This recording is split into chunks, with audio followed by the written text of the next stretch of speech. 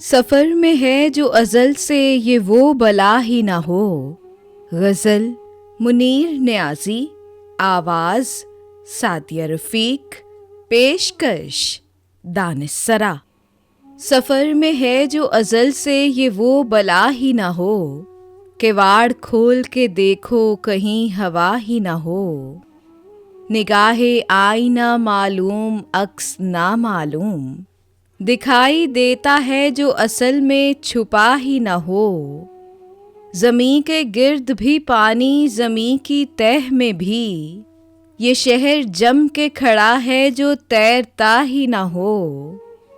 न जा के इससे परे दश्ते मर्ग हो शायद, पलटना चाहे वहाँ से तो रास्ता ही न हो। मैं इस ख्याल से जाता नहीं वतन की तरफ कि मुझको देख के उस बुत का जी बुरा ही ना हो। कटी है जिसके ख्यालों में उम्र अपनी मुनीर, मज़ा तो जब है कि उस शोख को पता ही ना हो। सफ़र में है जो अज़ल से ये वो बला ही ना हो, किवाड़ खोल के देखो कहीं हवा ही ना हो।